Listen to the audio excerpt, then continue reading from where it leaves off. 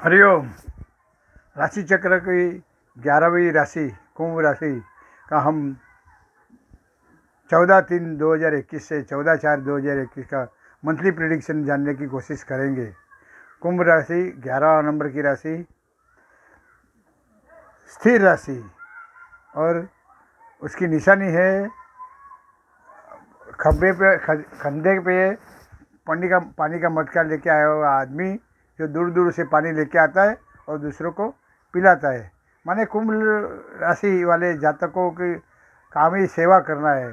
खूब भूखा रहेगा, तरसिया रहेगा, पानी भी नहीं पिएगा पर दूसरे को पिलाएगा। इन शॉर्ट, दूसरे को मदद करने में तत्पर ऐसे ये कुंभ लग्न वाले जातक रहते हैं। इसकी खासियत में ये है कि अगर ये जातक जन्मस्थल से दूर चला जाए तो ही उसकी वैल्यू होती है। जन्मस्थल पे उसकी वैल्यू जितनी उसकी होशियारी है वो हिसाब से कुछ भी नहीं होती है। उसका बेस्ट एग्जाम्पल अगर आपको देखना है तो अमिताभ बच्चन का कुंभ लग्न है। इलाहाबाद में जन्म हुआ तो इलाहाबाद में ये वो जब तक था कोई पहचानता नहीं था, तो इलाहाबाद छोड़ के दक्षिण में आ गया, नीचू जरा बॉम्बे।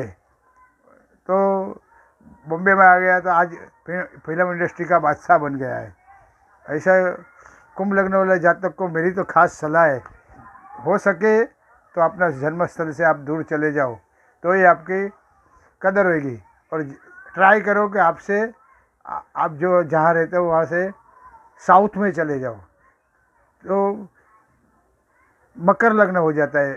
डायरेक्ट नहीं, इनडायरेक्ट मकर लग्न हो जाता है। तो फिर मकर लग्न तो पैसे के लिए, पैसे की बचत के लिए और पैसे के लिए A1 नंबर का लग्न है। तो कुंभ लग्न वाले को तो विद्वान लग्न है। कुंभ लग्न विद्वान लग्न है, बहुत सारे विषयों की उसको जानकारी रहती है। पर क्या नसीब में ही उसको ऐसा है कि वो जो मेहनत करता है उसकी अक्ल होशियारी है वो सब पानी में ही चली जाती है। उसकी अक्ल होशियारी को उसके साथ में काम करने वाले ले लेते हैं और उसका बॉस भी उसको काम करा के बाद में कुछ इतना देता नहीं है, सब पानी में ही वेस्ट जाता है।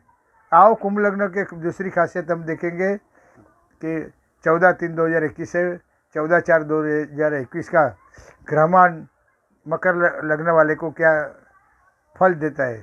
मैं लग्न वो बोलता हूँ, राशि बोलता हूँ, आप लोग कंफ्यूज होते होंगे। तो राशि माने जातक का जन्म के समय चंद्र जो राशि में से भ्रमण करता है वो उसका राशि बन जाते हैं। उसके ऊपर से जातक का जो थिंकिंग पावर है वो मनोवैज्ञानिक मनोकारक चंद्र है। चंद्र मन का कारक है। तो जातक का थिंकिंग पावर हमें राशि के ऊपर से मालूम पड़ता है।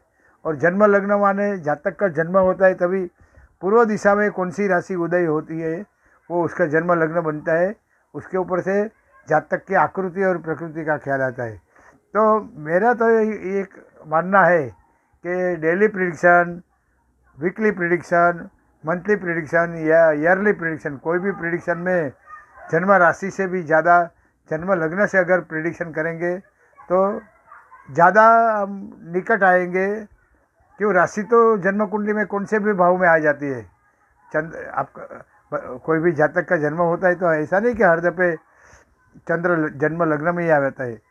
चंद्र कभी जन्म कुंडली के 6ठे भाव में आ गया, अष्टम भाव में आ गया या 12वां भाव में आ गया तो उसको फिर चंद्र को लग्न बनाना और प्रिडिक्शन करना मेरे हिसाब से इतना उचित नहीं है। हाँ, कुंडली 2 टाइप की रहती है, जन्म कुंडली और चंद्र कुंडली। और मेरे हिसाब से ये जब प्रिडिक्शन में सब में जो वीकली प्रिडिक्शन में और सब में जन्म लग्न से ही हम देखेंगे तो ज़्यादा अच्छी आइडिया आती है। तो चलो पहले कुंभ लग्न का चार्ट देख ले।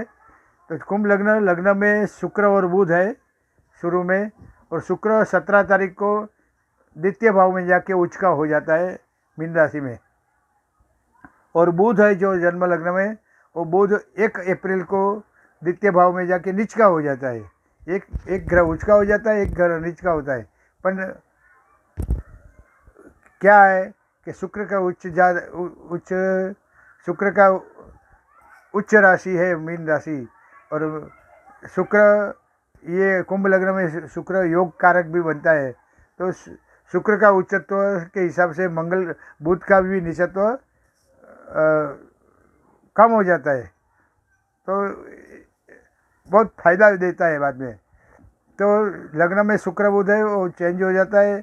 दूसरे स्थान में मीन राशि का सूर्य और चंद्र है। ये सूर्य चंद्र माने अमावस्या योग, अमावस्या योग और अमावस्या योग और प्रतिपदा योग साथ में होता है, हमेशा ध्यान में रखना।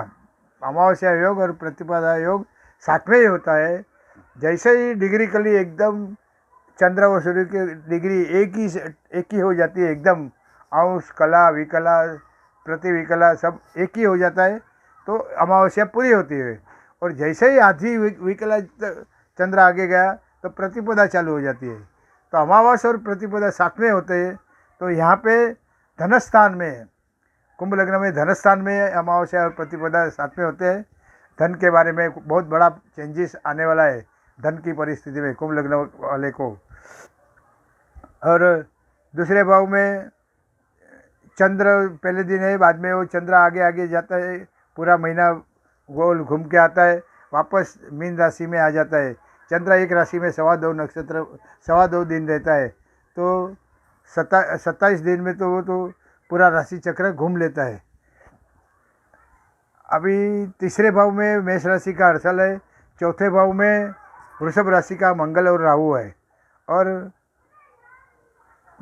कर्म भाव में वृश्चिक राशि का केतु है, व्यय भाव में मकर का शनि है और गुरु है, और जन्म लग्न में तो मैं बोला शुक्र और बुध है। तो ये कुंडली में देखेंगे तो कुंभ लग्न का मालिक शनि व्यय स्थान में जाके स्वग्रही होता है। ये पॉइंट में ध्यान में रखने जैसा है। कुंभ लग्न का मालिक शनि व्यय स्थान में जाके स्वग्रही होता है। जातक को मेरे हिसाब से जून 2022 तक मकर राशि में रहने वाला शनि जातक को जन्मस्थल से दूर लेके ही जाएगा। ऐसा दूर का, और दूर या समझो जातक नहीं भी गया तो दूर दिशाओं के साथ उसका कामकाज होएगा और होएगा ही। ये जो ज़्यादा करके तो अब हमारे यहाँ सब मिडिल क्लास के लोग हैं, नौकरियात वर्ग के लोग हैं, और तो नौकरी की वजह से भी दूर जाना पड़ता है। क्यों, यहाँ जो 12वें स्थान में जो कुंभ का जो मकर का जो शनि है ना, उसकी दशम दृष्टि भाग्यस्थान में तुला राशि में अपने उच्च राशि पे है, और भाग्यस्थान भी प्रदेश का ही स्थान है। भाग्यस्थान को प्रदेश का ही स्थान बोला जाता है। प्रदेश में कर्म, यहाँ हमारे देश में जहाँ जन्म हुआ जातक का, उसमें जन्म लगने से दसम भाव उसको कर्म भाव बोलता है। बिजनेस नौकरी का कर्म भाव बोला जाता है। तो फॉरेन से 10वां भाव माने कुंडली का 9वां भाव। तो फॉरेन में नौकरी धंधा में जातक की क्या पोजीशन रहेगी वो देखने के लिए 9वें भाव को भी देखना पड़ता है। तो यहाँ पे शनि मकर का स्वग्रही होके जून 2022 तक रहने वाला है, और उसकी दशम दृष्टि भाग्य भवन में तुला राशि में है। तो मेरे हिसाब से तो जातक को प्रदेश जाने का बहुत ही बड़ा चांस, अगर नौकरी करता है तो प्रदेश में जाने का बहुत ही बड़ा चांस है। ये अगर प्रदेश नहीं गया तो यहाँ पे लोकल में भी जन्मस्थल से तो दूर जाना ही पड़ेगा। ऐसा एक इंडिकेशन मेरे को दिखता है। यहाँ हम ग्रहों की दृष्टि और सब देख लेवे तो जो शुक्र तो 17 तारीख को दूसरे भाव में ही चला जाता है और उच्च का हो जाता है। तो शुक्र की सप्तम दृष्टि अष्टम भाव पे अपनी नीच राशि पे है, और वो अपनी नीच राशि पे अष्टम भाव में है, तो ऑल ऑफ सडन मिलने वाला गेन थोड़ा कम हो जाता है। कि शुक्र कन्या राशि है, वो शुक्र की नीच राशि है। पर 1 अप्रैल के बाद बुध भी वहाँ आ जाएगा धन भाव में। मीन राशि का बुध हो जाएगा। बुध नीच का हो जाता है मीन राशि में, पर उच्च का शुक्र के साथ बैठने से बुध का भी नीचत्व भंग हो जाता है। इसमें देखने लायक ऐसी बात है कि जब भी मीन राशि में शुक्र उसका होता है तो उसके कारण बुध का नीच भंग हो जाता है। और दृष्टि भी देखेंगे तो शुक्र की जहाँ दृष्टि है अष्टम स्थान में, वहाँ कन्या राशि है, तो कन्या राशि में शुक्र नीच नीच दृष्टि अपने नीच भाव पे दृष्टि करता है, ऐसा दिखता है। पर जब भी बुध आ जाता है शुक्र के साथ, तो शुक्र बुध, और बुध की कन्या राशि उच्च राशि है, स्वग्रही बुध होए और उच्च राशि है, तो उसके वजह से दृष्टि दृष्टि की वजह से भी शुक्र का दृष्टि में नीचभंग हो जाता है। तो उलट फायदा मिलता है जातक को, बहुत बहुत बड़ा फायदा मिलने वाला है। अष्टम भाव माने ससुर पक्ष भी बोला जाता है। ससुर पक्ष से भी जातक को अच्छा कुछ इंडिकेशन मिलने वाला है। ससुर पक्ष से भी लाभ मिलेगा। ऑल ऑफ सडन गेन जिसको बोलता है, ऑल ऑफ सडन गेन मिल सकता है। दूसरे भाव में सूर्य और चंद्र की युति में बोला अमावस्या योग है, तो सूर्य है सप्तम भाव का मालिक और चंद्र है छठे भाव का मालिक, और धन स्थान में युति है, तो नौकरी के कारण और जीवन साथी का सहकार के कारण, जीवन साथी का नसीब के कारण कुछ ना कुछ पगार की बढ़ोतरी होएगी। यहाँ पे जो सूर्य है वो तो सप्तम भाव का मालिक है, और सप्तम भाव से लेके अष्टम भाव में ऐसा एक नियम है, ज्योतिष का एक नियम है, अगर सप्तमेश धन भाव में गया तो ऐसा जातक का पैसादार घर में शादी होती है, या तो फिर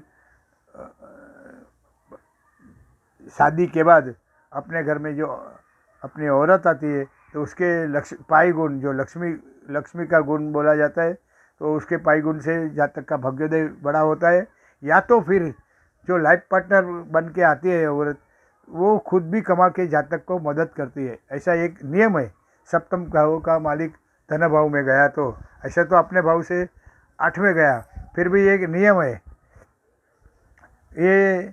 यहाँ पे जो चंद्र है, चंद्र का पहले फलादेश आपको बोल दूँ तो चंद्र यहाँ पे वृषभ राशि का चंद्र 18 मार्च को होएगा, और वो चंद्र मंगल और राहु के साथ युति करेगा। तो चंद्र यहाँ पे छठे भाव का मालिक है और चौथे भाव में उच्च का होएगा। वृषभ राशि में चंद्र उच्च का हो जाता है, पर मंगल और राहु के साथ है। मंगल कर्म स्थान का मालिक है, पराक्रम स्थान का मालिक है, तो जातक को अपना भाई बहन का कारण और झूठा प्रोत्साहन मिलने का कारण कुछ थोड़ा नुकसान होने वाला ऐसा दिखता है। झूठा होश में आके कुछ डीलिंग करेगा प्रॉपर्टी का तो थोड़ा नुकसान होएगा। पर ये मंगल के वृषभ राशि में बैठा है और वृषभ राशि का मालिक शुक्र उच्च का होता है, तो सब लेवल हो जाएगा, कुछ ज़्यादा नुकसान होने वाला नहीं है, प्रॉपर्टी का भी काम होएगा। हाँ, मंगल राहु की युति थोड़ी डेंजर है। वो डेंजर ऐसा है कि माँ के बारे में थोड़े जातक को टेंशन रहेगा, या तो फिर प्रॉपर्टी का डीलिंग में कुछ गलती हो जावे, लिखान में कुछ गलती हो जावे, तो अपने साथ चीटिंग हो जावे, तो सावध रह के कुछ प्रॉपर्टी का भी अगर डीलिंग करो आप तो कुछ थोड़ा सावध रह के करना मांगता है। ये चंद्र आगे आगे जाके 1 अप्रैल को वृश्चिक राशि में केतु के साथ युति करने वाला है कर्म स्थान में। तो छठे स्थान का मालिक कर्म भाव में अपने भाव से पंचम भाव में जाएंगे, पर यहाँ पे चंद्र नीच का हो जाता है और केतु के साथ बैठा है। तो ये जो वृश्चिक का चंद्र है 1-4 से 3-4, तो जातक को अपने कामकाज में या तो नौकरी में थोड़ा सावध रहना पड़ेगा, नहीं तो कामकाज में फटका पड़ने का चांसेस है। ये चंद्र आगे जाते जाते जाते मकर राशि का जब होएगा 5 अप्रैल को, तो यहाँ पे वो चंद्र शनि और गुरु के साथ युति करने वाला है। तो शनि लग्नेश है और चंद्र षष्ठेश है। लग्नेश और षष्ठेश की युति व्यय स्थान में, मेरे को तो डाउट पक्की खातरी है कि मकर का चंद्र जातक को जन्मस्थल से दूर लेके जाने के लिए प्रोत्साहित करेगा, कुछ ना कुछ टेबल वर्क तो चालू हो जाएगा, ऐसा दिखने में आता है। वो ये चंद्र शनि माने विष योग जो हो जाता है, तो जातक को थोड़ा टेंशन भी बढ़ा देगा नौकरी में, कि जाओ प्रदेश जाओ कि नहीं जाओ, जाओ कि नहीं जाओ, ये टेंशन भी बढ़ा देगा। पर यहाँ पे गुरु भी है, तो गुरु की सप्तम दृष्टि जो कर्क राशि पे नौकरी के भाव पे है, तो चंद्र गुरु माने गज केसरी योग जैसा हो जाता है। और गुरु लाभ स्थान का मालिक हो के व्यय भाव में है, तो अगर जातक जाता भी है परदेश या तो जन्मस्थल से स्थल से दूर जाएगा, तो उसको नौकरी में अच्छा बढ़ोतरी मिलेगा, अच्छा पगार बढ़ोतरी मिलेगा और सुखी होएगा, ऐसा दिखने में आता है। ये चंद्र कुंभ राशि में आएगा 7/4 का, और मीन राशि में 10/4 को वापस आएगा। पूरे महीना का चक्र फिर के वापस सूर्य के साथ युति और अमावस्या और प्रतिपदा योग करेगा। ये तो धन के बारे में कुछ न कुछ, मेरे हिसाब से तो पर्टिकुलरली नौकरी के बारे में या जीवन साथी के कारण कुछ न कुछ आर्थिक फायदा तो होने वाला है। अभी सूर्य का फल देखेंगे तो सूर्य सप्तम स्थान का मालिक होकर द्वितीय भाव में है।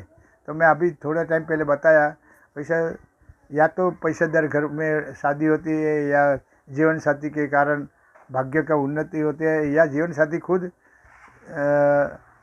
कमा के जातक को मदद करते हैं, ऐसा योग है। और वो सूर्य शुरू में तो गुरु के नक्षत्र में से भ्रमण करेगा 18 तारीख तक। 18 तारीख को वो बस शनि के नक्षत्र में आ जाएगा। उत्तरा भाद्रपद नक्षत्र जो मीन राशि में है, उत्तरा भाद्रपद नक्षत्र, वो शनि का नक्षत्र में, शनि के नक्षत्र में आ जाएगा। और शनि यहाँ पे लगने से और व्यय से, तो और सूर्य भाग्य सप्तमे से, तो जीवन साथी के कारण, जीवन साथी के नसीब के कारण जातक को परदेश में तो परदेश में या कुछ न कुछ सूर्य फायदा तो कर देगा। बाद में सूर्य लास्ट में सूर्य बुध के नक्षत्र रेवती नक्षत्र में से भ्रमण करेगा मीन राशि में द्वितीय भाव में, सप्तमेश करके रेवती नक्षत्र जो बुध का नक्षत्र है उसमें से भ्रमण करेगा। तो बुध है कुंडली में पंचम स्थान और अष्टम भाव का मालिक, और अष्टम भाव माने ऑल ऑफ सडन गेन, अष्टम भाव माने ससुरवाड़ी का पैसा, ऑल ऑफ सडन गेन, जीवन साथी का सपोर्ट। और पंचम भाव में मिथुन राशि है तो संतान और शेयर सट्टा लॉटरी, तो संतान के नसीब से और शेयर सट्टा लॉटरी से जातक को, और सूर्य बैठेला भी धन स्थान में है, तो शेयर सट्टा लॉटरी में उस फायदा होने का पूरा योग दिखता है।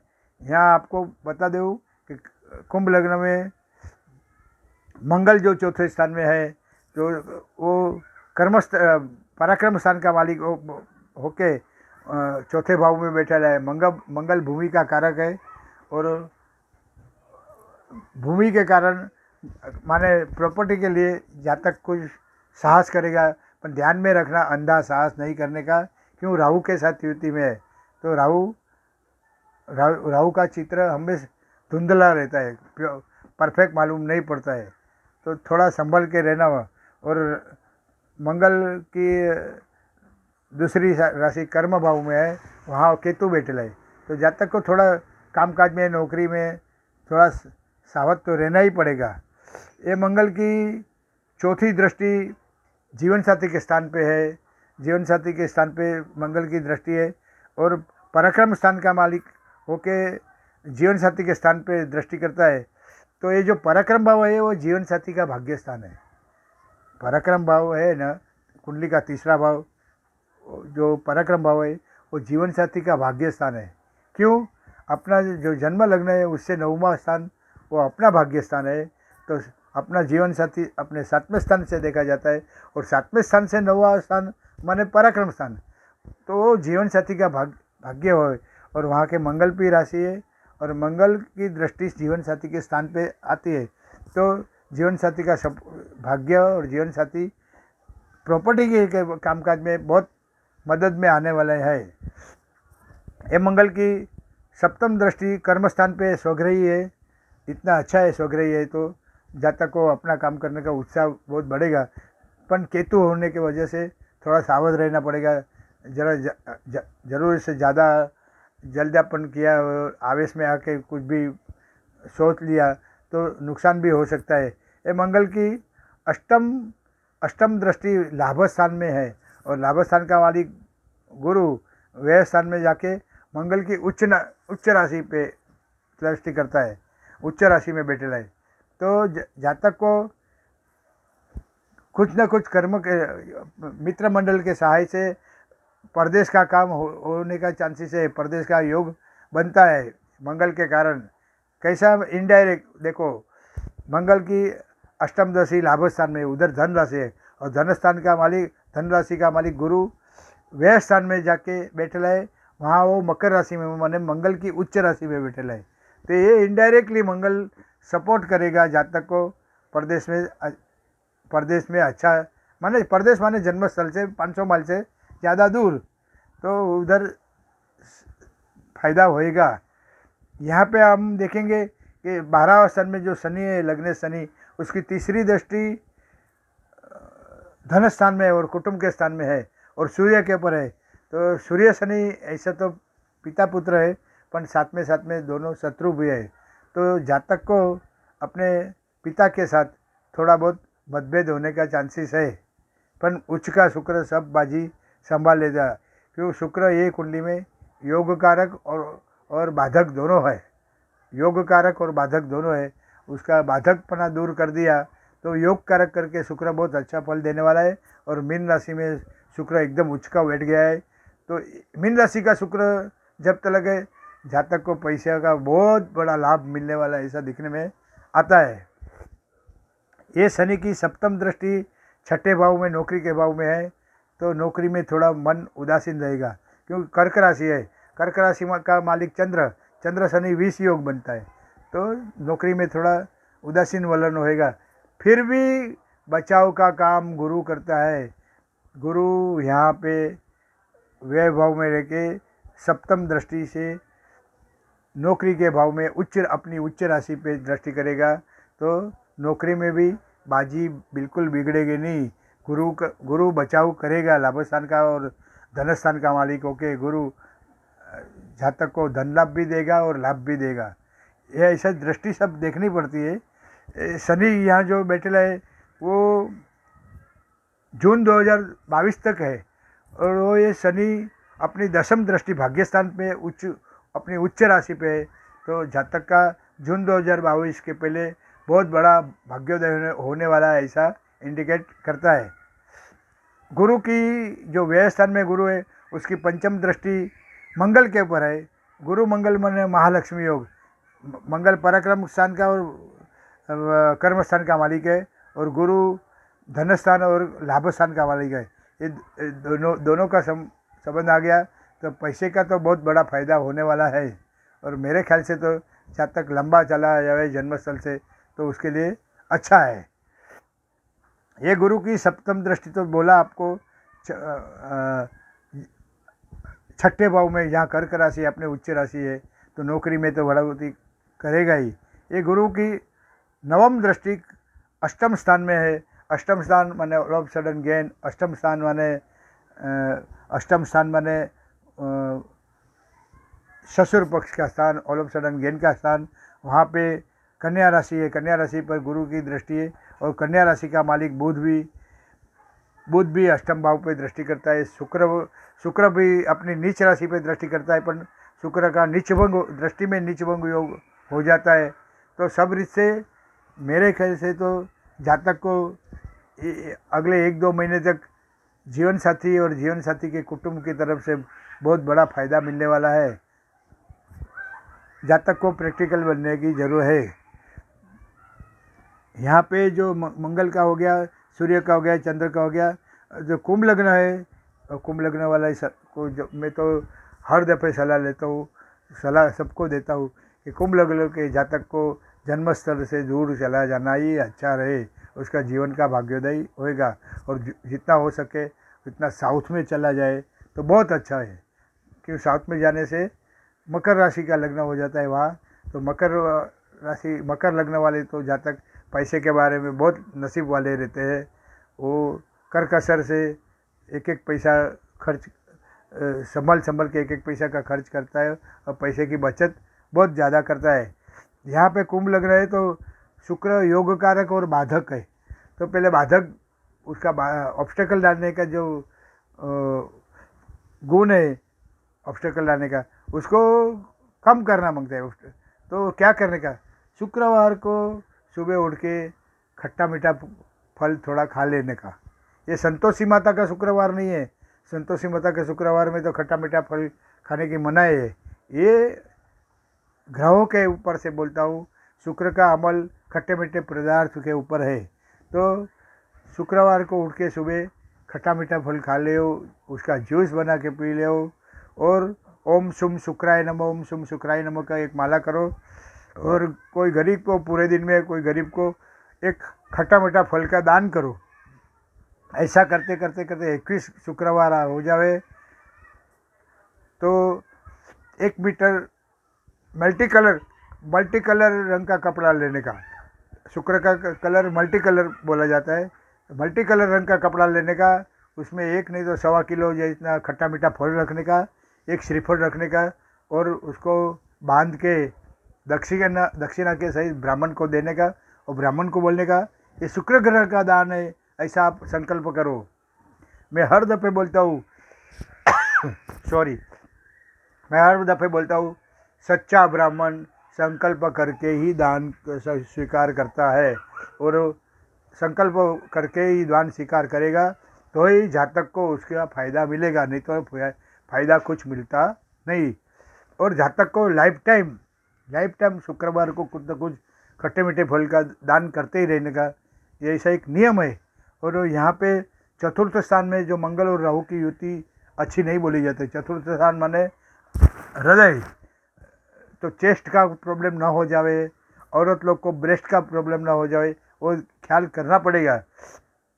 तो मंगल राहु की युति, राहु तो 14 अप्रैल तक है, तो 14 अप्रैल तक बहुत संभालना पड़ेगा जातक को, अपना चेस्ट प्रॉब्लम ना हो जावे, खाने पीने में बहुत ख्याल करना पड़ेगा। और मंगलवार के दिन गणपति बापा की पूजा करने की, और गणपति को गुल का भोग दिखाने का, और लाल फूल रखने का, और दिया लगा के ओम भोमाय नमः, ओम भोमाय नमः, ओम भोमाय नमः की एक माला करने की। नहीं तो गणपति अथर्वशीष का पाठ अगर बोलने को नहीं आता है तो कैसेट में सुन लेने का, गणपति अथर्वशीष ऐसा करके गाय को भी गुल खिलाने का, ऐसा करते रहना पड़ेगा। और जब तक